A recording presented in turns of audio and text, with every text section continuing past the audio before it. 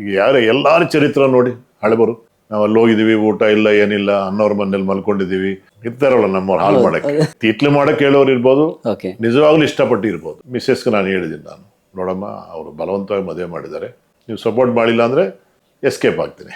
71ನಲ್ಲಿ enter ಆದ ನಾನು 84ನಲ್ಲಿ ನನಗೊಂದು ಅವಕಾಶ ಬಂತು. ಅದರಲ್ಲಿ ಕೃಷ್ಣರಾಜು, ಮೋಹನ್ ಬಾಬು, ನಮ್ಮ ಕರ್ನಾಟಕದಿಂದ ವಿಷ್ಣುವರ್ಧನ್ ತಗೊಂಡಿದ್ದಾರೆ. ಅವರು ವಿಷ್ಣುವರ್ಧನ್ ಏನು ಮಾಡಿದ್ದಾರೆ ಅಂದರೆ, ನೀನು ಈ ಪಿಕ್ಚರ್ ಕೆಲಸ ಮಾಡಂತ ಕೇಳಿದ್ದಾರೆ.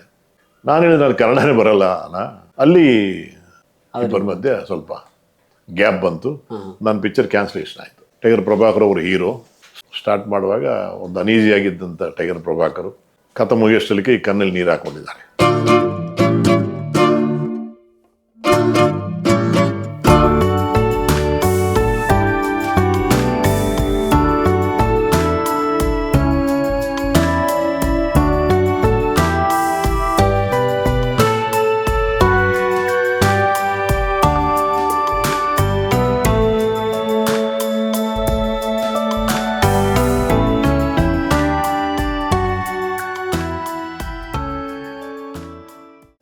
ರಿಸಲ್ಟ್ಸ್ ಬಂದ್ರೆ ಗೌರ್ಮೆಂಟ್ ಕೆಲಸ ಸಿಕ್ಕತ್ತೆ.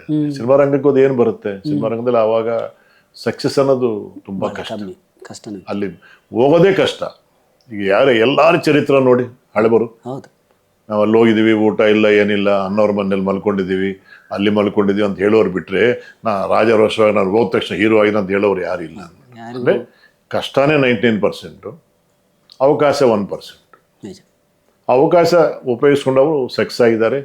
ಅದರಿಂದ ಯಾರನ್ನು ಸಿನಿಮಾ ರಂಗ ಕಲಿಸ್ಬೇಕನ್ನೋದು ಯಾವ ತಂದೆ ತಾಯಿಗಿರಲ್ಲ. ನನಗೆ ಕ್ಯಾಚ್ ಮಾಡಿ ನಮ್ಮ ನೆಂಟರ ಮನೆಯಲ್ಲಿ ಕೂಡ ಹಾಕಿದ್ದಾರೆ. ಹೋಗಂಗಿಲ್ಲ, ಬ್ಯಾಗ್ ಗೀಗೆಲ್ಲಿ ಒಳಗೆ ಹಾಕ್ಬಿಟ್ರು. ಏನಂದರೆ, ನಾನು ಇಂಡಸ್ಟ್ರಿಗೆ ಹೋಗಬೇಕು, ನನಗೆ ಆಸೆ ಇದೆ, ಬೇಡಮ್ಮ ಕಷ್ಟ ಇರುತ್ತೆ, ನಾವು ಎಷ್ಟೋ ಕಥೆಗಳು ಕೇಳಿದ್ದೀವಿ, ನಮ್ಮ ಫ್ಯಾಮಿಲಿಯಲ್ಲಿ ಎಷ್ಟೋ ಜನ ಸಫರ್ ಆಗಿದ್ದಾರೆ, ಬೇಡ ಬೇಡ ಅಂತ ಹೇಳಿದ್ದಾರೆ. ಇಲ್ಲ, ನಾನು ಹೋಗಲೇಬೇಕು ಅಂತೇಳಿ ಅವಾಗ ನಮ್ಮ ತಂದೆ ಪ್ಲ್ಯಾನ್ ಮಾಡಿದ್ದಾನೆ, ಮದುವೆ ಮಾಡಿಸ್ಬಿಟ್ಟು ಬಡ್ಡಿ ಮಗನಿಗೆ, ಮದುವೆ ಮಾಡಿ ನೀನು ಇಲ್ಲಿ ಹೋಗ್ತಾನೆ ಅಂತ ಪ್ಲ್ಯಾನ್ ಮಾಡಿದ್ದಾರೆ. ಮದುವೆ ಮಾಡಿದ್ರೆ ಕಲಿಸ್ಕೊಡ್ತೀರ ಅಂತ ನಾನು ಕೇಳಿದೆ. ನಾನು ಇನ್ನೋಸೆಂಟಾಗಿ ಕೇಳಿದ್ದೀನಿ. ನಾನು ಕಲಿಸ್ಕೊಡ್ತೀವಿ ಅಂತ ಹೇಳಿದೆ ನಾನು.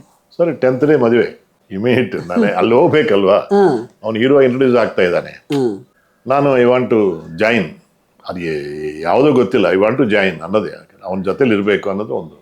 ಮೇಲಾಗಿ ನಾನು ವಂಡರ್ಫುಲ್ ರೈಟರು, ಡ್ರಾಮಾ ಬರೆದೀನಿ, ಸ್ಕೂಲ್ಗೆ ಮ್ಯಾಗ್ಝಿನ್ಸ್ನಲ್ಲಿ ನಮ್ಮ ರೈಟಪ್ಸ್ ಇದೆ, ಒಳ್ಳೆ ಡಿಬೇಟ್ ಮಾಡ್ತೀನಿ ನಾನು. ಇದೆಲ್ಲ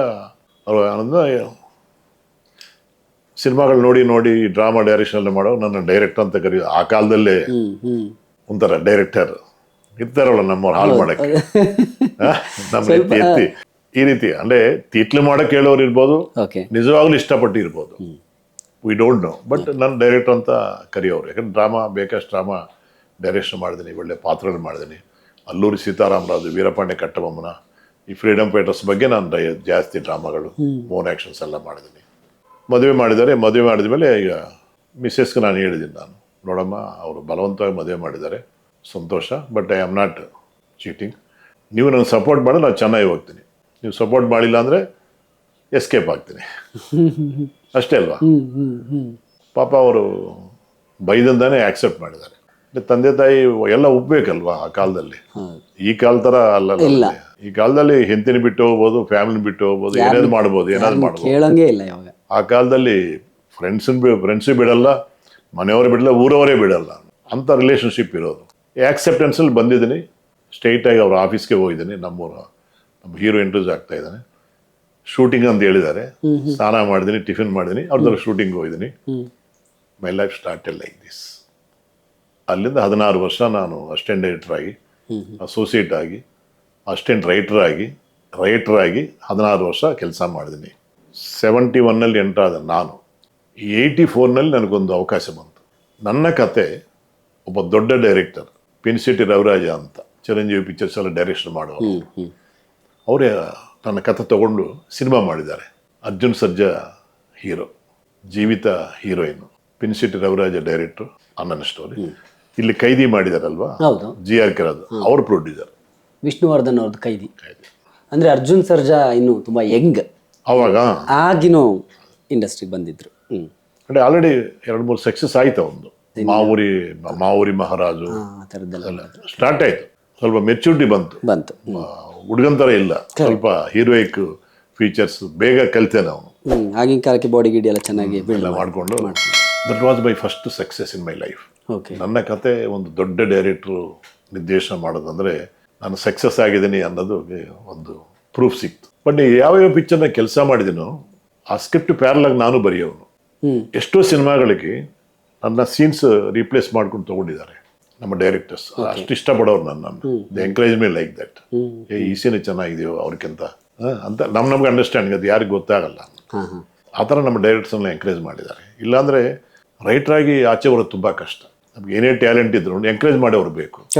ಆಮೇಲೆ ನಮ್ಮೇಲೆ ಕಾನ್ಫಿಡೆನ್ಸ್ ಬೇಕು. ನನ್ನ ಕಾಮಿಡಿ ಟ್ರ್ಯಾಕ್ಸ್ ತುಂಬ ಜನ ತುಂಬ ಪ್ರೊಡ್ಯೂಸರ್ ಪಿಕ್ಚರ್ಸ್ ಯೂಸ್ ಮಾಡಿದ್ದಾರೆ ಆ ಕಾಲದಲ್ಲಿ. ನಾನು ನೋಡೋಕೆ ಸೀರಿಯಸ್ ಆಗಿರ್ತೇನೆ, ಬಟ್ ಕಾಮಿಡಿ ನನಗೆ ತುಂಬ ಇಷ್ಟ. ಯಾಕಂದರೆ ಆಡಿಯನ್ಸ್ನ ಕ್ಯಾಪ್ಚರ್ ಮಾಡೋದೇ ಆ ಕಾಮಿಡಿ. ಹಳೆ ಕಾಲದಲ್ಲಿ ನರಸಿಂಹರಾಜು, ಬಾಲಕೃಷ್ಣ ಇದ್ದರೆ ಸಿನಿಮಾ ನೋಡೋರು.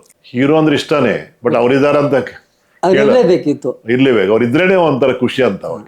ಅದೇ ರೀತಿ ಎಲ್ಲ ಲ್ಯಾಂಗ್ವೇಜ್ ಅಷ್ಟೇ, any language you take. Hero ಇದ್ರೂ ಆ ಹಾಸ್ಯ ಸಂಬಂಧಪಟ್ಟ ಟ್ರ್ಯಾಕ್ ಇರಲೇಬೇಕು ಅನ್ನೋದು ಸಿನಿಮಾ.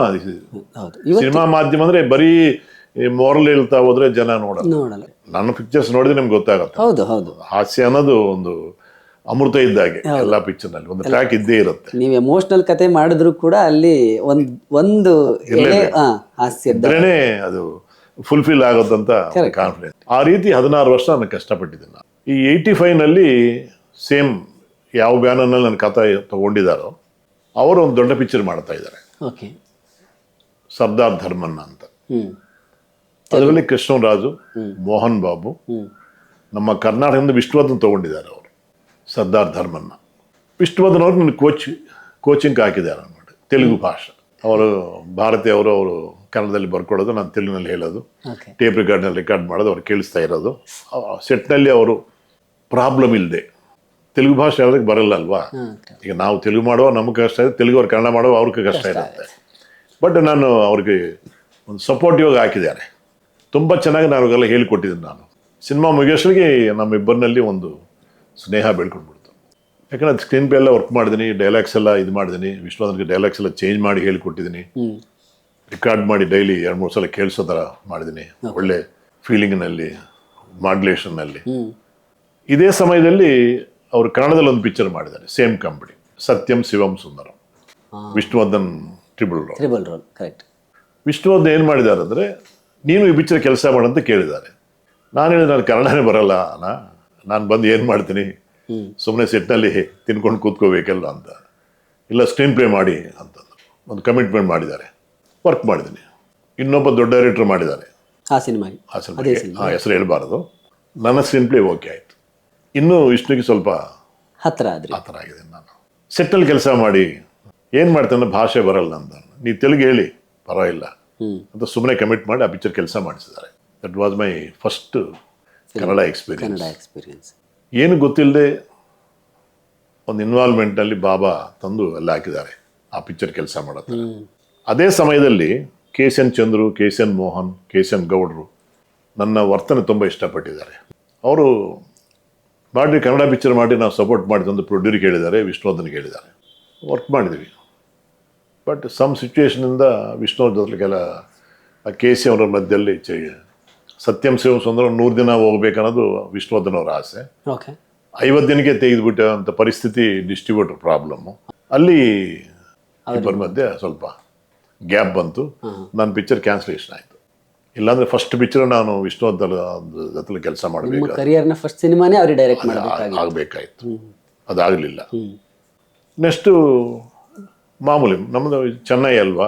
ಬಟ್ ಅದೇ ಕಂಪ್ನಿ KSR ದಾಸ್ ಅವ್ರ ಡೈರೆಕ್ಷನಲ್ಲಿ, ಸತ್ಯಂ ಶಿವಂ KSR ದಾಸ್ ಅವ್ರ ಡೈರೆಕ್ಟರ್. ಅವರು ಆಲ್ಮೋಸ್ಟ್ ಕನ್ನಡನೂ ಮಾಡ್ತಿದ್ರು, ತಮಿಳು ಮಾಡ್ತಿದ್ರು ಪ್ಯಾರಲ್ ಆಗಿ. ಟೈಗರ್ ಪ್ರಭಾಕರ್ಗೆ ಒಂದು ಡೇಟು ಕಥನೊಂದು. ಟೈಗರ್ ಪ್ರಭಾಕರ್ ಅವರು ಹೀರೋ. ಸ್ಟಾರ್ಟ್ ಮಾಡೋಣ, ಸ್ವಲ್ಪ ಕಥೆ ಹೇಳ್ಬಿಟ್ಟು ಪ್ರಭಾಕರ್ ಹತ್ರ ಮಾತಾಡ್ಕೊಂಡು ಬನ್ನಿ ಅಂತ ನಮ್ಮ ಪ್ರೊಡ್ಯೂಸರ್ ಕಳಿಸಿದ್ದಾರೆ. ನೋಡಿದ್ರೆ ಅವರು ಕುಂದಾಪುರದಲ್ಲಿದ್ದಾರೆ ಟೈಗರ್ ಪ್ರಭಾಕರ್ ಅವರು. ಸರ್ ಅಲ್ಲಿ ಹೋಗಿದ್ದೀನಿ ನಾನು. ಅಲ್ಲಿ ಹೋದ್ರೆ ನೋಡಿದ ತಕ್ಷಣ ಖುಷಿ ಪಟ್ಟಿದ್ದಾರೆ. ಯಾಕಂದರೆ ಹಿಂದೆ ಅಜ್ಜೆಲ್ಲ ಕೆಲಸ ಮಾಡಿದ್ದೀನಿ ಅಸಿಸ್ಟೆಂಟ್ ಆಗಿರುವಾಗ. ಬನ್ನಿ ಅಂತ ರೆಡ್ಡಿ ಬನ್ನಿ ಅಂತ ಕರೆದ್ರು. ಮಾತುಕತೆ ಆಯಿತು, ಕಥೆ ಎಲ್ಲ ಹೇಳಿದ್ದೀನಿ. ಹೇಳಿದ ಮೇಲೆ ಚೆನ್ನಾಗಿದೆ ದಾಸವ್ರಿಗೆ ಹೇಳಿ, ಡೇಟ್ಸ್ ನೋಡಿಕೊಂಡು ಡೈರಿ ನೋಡಿಬಿಟ್ಟು ಹೇಳ್ತೀವಿ, ನೀನು ಓಡಬೋದು ಅಂತ ಹೇಳಿದ್ದಾರೆ. ನಾನು ಹಂಗೆ ಕೂತಿದ್ದೀನಿ. ಓಕೆ ಹೊರಡಿ ಅಂದ್ರೆ ಏನಿಲ್ಲ ಸರ್, ಪ್ರೊಡ್ಯೂಸರ್ ಒಂದು ಮಾತು ಹೇಳಿದ್ದಾರೆ, ಹ್ಮ್ ಆ ಕಥೆ ಆದಮೇಲೆ ನೀವು ಒಂದು ಕತೆ ಹೇಳ್ಕೊಡಿ ಪ್ರಭಾಕರ್ ಅವ್ರಿಗೆ, ಹ್ಮ್ ಅವ್ರೇನಾದ್ರು ಇಷ್ಟಪಟ್ಟರೆ ನೀವು ಡೈರೆಕ್ಟ್ ಮಾಡ್ಬೋದು, ಓಕೆ 2 ಪಿಕ್ಚರ್ ಸ್ಟಾರ್ಟ್ ಮಾಡೋಣ ಅಂತ ಹೇಳಿದ್ದಾರೆ ಅಂತ. ಈಗನೇ ಕತೆ ಕೇಳಿದ್ದೀನಿ, ಹ್ಮ್ ಚೆನ್ನಾಗಿದೆ. ಇವಾಗ ಪುನಃ ಇನ್ನೊಂದು ಕತೆ ಕೇಳಿದ ಅನ್ನುವಾಗ ಅಲ್ಲಿ ಒಬ್ಬ ಅಸಿಸ್ಟೆಂಟ್ ಯಾರೋ ಇದ್ದಾರೆ, ಹ್ಮ್ ಹ್ಮ್ ನನ್ನ ಪಾಪ ಹುಡುಗೇನೋ ಆಸೆ ಪಡ್ತಾ ಇದ್ದಾರೆ, ಓಕೆ ಕೇಳಿ ಅಂತ ಕತೆ ಹೇಳಿದ್ದೀನಿ. ಸ್ಟಾರ್ಟ್ ಮಾಡುವಾಗ ಒಂದು ಅನೀಸಿಯಾಗಿದ್ದಂಥ ಟೈಗರ್ ಪ್ರಭಾಕರು ಹ್ಮ್ ಅಸಿಸ್ಟೆಂಟು ತುಂಬ ಇನ್ವಾಲ್ವ್ ಆಗಿ ಕತೆ ಮುಗಿಯೋಷ್ಟಲಿಕ್ಕೆ ಈ ಕಣ್ಣಲ್ಲಿ ನೀರು ಹಾಕ್ಕೊಂಡಿದ್ದಾರೆ. ಆ ಅಸಿಸ್ಟೆಂಟ್ ಹೇಳಿದ್ದಾನೆ, ಪ್ರಭಾನ ಬರೀ ಆ್ಯಕ್ಷನೇ ಮಾಡ್ತಾ ಇದ್ದೀವಿ ನಾವು, ಈ ಮಧ್ಯದಲ್ಲಿ ಒಂದು ಸೆಂಟಿಮೆಂಟ್ ಸಿನಿಮಾ ಮಾಡಿದ್ರೆ ಚೆನ್ನಾಗಿರುತ್ತಲ್ವ, ಹಂಗೆ ಹಿಂಗೆ ಅಂತ ಹೇಳಿದ್ದಾರೆ. ಓಕೆ ಓಕೆ, ನಾನು ಹೇಳ್ತೇನೆ, ಕತೆ ಚೆನ್ನಾಗಿದೆ, ನಾವು ಹೇಳ್ತೀನಿ, ನೀವು ಹೋಗಿ ಅಂತ ಹೇಳಿದ್ದಾರೆ. ಆ ಅಸಿಸ್ಟೆಂಟ್ ಯಾರೆಲ್ಲ ಕೊನೆಗಾಲ ನಾಗಭೂಷಣ್. ಹ್ಮ್ ಆಮೇಲೆ ದಾಸ್ ಅವ್ರ ಪಿಕ್ಚರ್ ಲೇಟ್ ಆಯಿತು, ಹ್ಮ್ ನನ್ನ ಪಿಕ್ಚರ್ ಟೇಕ್ ಆಫ್ ಆಯಿತು. ಅದೇ ಮುತ್ತಿನಂಥ ಮನುಷ್ಯ. ಹೋ ಹೋ ಹೋ ಹೋ ಹಾಯ್, ಎಲ್ಲರಿಗೂ ನಮಸ್ಕಾರ. ನಾನು ನಿಮ್ಮ ಲಾಸ್ಯ ನಾಗರಾಜ್. ಡೈಲಿ ಮಾಧ್ಯಮ ಅಂತ ಒಂದು ಯೂಟ್ಯೂಬ್ ಚಾನಲ್ ಇದೆ. ಅದರಲ್ಲಿ ಎಲ್ಲ ಥರ ಎಂಟರ್ಟೈನ್ಮೆಂಟ್ ನ್ಯೂಸ್ ನಿಮಗೆ ಸಿಗ್ಬೋದು. ನಾನು ಕ್ಯಾನಡಾಲ್ಲಿ ಕೂತ್ಕೊಂಡು ದಿನ ಒಂದು ಕಳಿಸ್ತಾ ಇರ್ತಾರೆ ಇವರು. ನಾನು ಏನೋ ಇಲ್ಲಿ ಏನು ನಡೀತಿದೆ ಅಂತ ಎಲ್ಲ ನಾನು ಡೈಲಿ ಮಾಧ್ಯಮದಿಂದನೇ ನಾನು ಕ್ಯಾಚಪ್ ಮಾಡಿದ್ದು. ಮತ್ತು ಸೊ ಇವ್ರ ಚಾನಲ್ ಎಂಟರ್ಟೈನ್ಮೆಂಟ್ ಪ್ಲಸ್ ಇನ್ಫಾರ್ಮೇಷನ್ ಎರಡೂ ನಿಮಗೆ ಕೊಡ್ತಾರೆ. And it is all factual and it is really interesting. ಅವರು ಹೇಳೋ ರೀತಿ ತುಂಬ ಇಂಟ್ರೆಸ್ಟಿಂಗ್ ಆಗಿರುತ್ತೆ. ಸೊ ನೋಡಿದ ತಕ್ಷಣ ನೋಡ್ತಾನೆ ಇರಬೇಕು ಅನಿಸುತ್ತೆ. So subscribe, like and share daily Madhyama. Thank you.